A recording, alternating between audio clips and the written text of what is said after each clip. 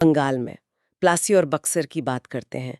UPSC के लिए तो यह हमेशा से जरूरी रहा है। जी, बंगाल उस समय भारत का सबसे अमीर सूबा था। मुर्शिद कुली खान से लेकर अलीवर्दी खान तक नवाबों ने इसे काफी हद तक स्वतंत्र बना लिया था।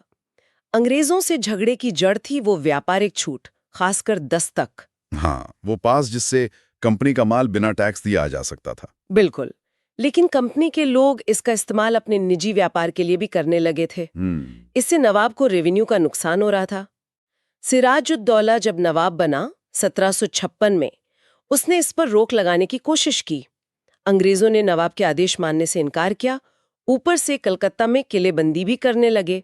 यहीं से बात बिगड़ गई। और फिर क्लाइव ने वो साजिश रची, मीर जाफर, जगत सेठ वगैरह के साथ। हाँ, क्लाइव ने नवाब के दरबार के नाराज और महत्वाकांक्षी लोगों को अपनी तरफ मिला लिया।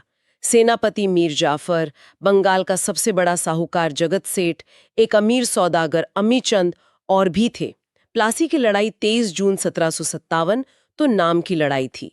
नवाब की इतनी बड़ी सेना और क्लाइव के पास मुट्ठी भर लोग, पर मीर जाफर की सेना का बड़ा हिस्सा लड़ाई नहीं। धोखा था पूरा। बिल्कुल। सिराज हार गया, पकड़ा गया और मार दिया गया।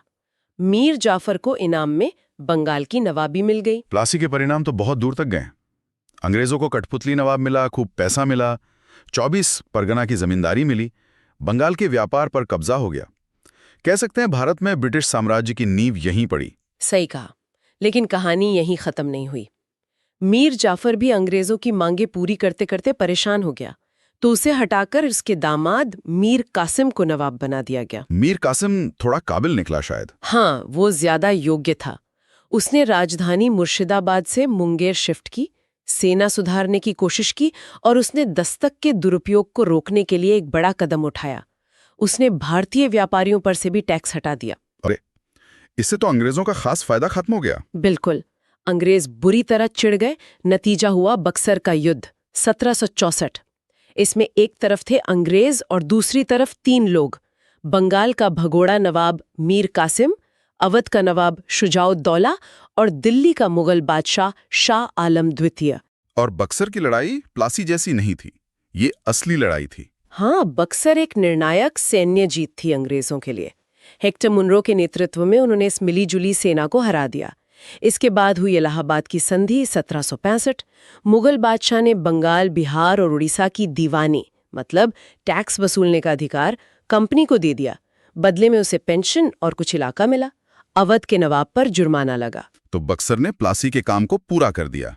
बंगाल पर अंग्रेजों का पूरा नियंत्रण हो गया। लेकिन फिर वही सवाल, प्लासी को क्या कहें, सैन्य जीत या साजिश? शायद सैन्य जीत कहना ठीक न हो, पर उसके राजनीतिक और आर्थिक नतीजे इतने बड़े थे कि उसे एक टर्निंग पॉइंट तो मानना ही पड़ेगा। उसने सत्ता का बैलेंस बदल दिया। बक्सर ने फिर उस पर मुहर लगा दी। बिल्कुल। तो प्रीलिम्स के लिए क्या याद रखना है? प्लासी युद्ध 23 जून 1757, बक्सर युद्ध 1764, इलाहाबाद की संधि 1765। लोग सिराजुद्दौला, क्लाइव, मीर जाफर, मीर कासिम, शाह आलम द्वितीय, हेक्टर मुनरो, दस्तक का मुद्दा और दीवानी अधिकार। और मेंस के लिए? प्लासी और बक्सर के कारण आर्थिक और राजनीतिक दोनों, उनके परिणाम और महत्व, और कैसे इनसे बंगाल पर ब्रिटिश कंट्रोल स्थापित हुआ। बंगाल के बाद अंग्रेजों को असली चुनौती मिली दक्षिण में मैसूर से और पश्चिम में मराठों से। मेंस के लिए इनका प्रतिरोध समझना बहुत जरूरी है, खासकर टीपू सुल्तान का मूल्यांकन और मराठों की हार के कारण। पहले मैसूर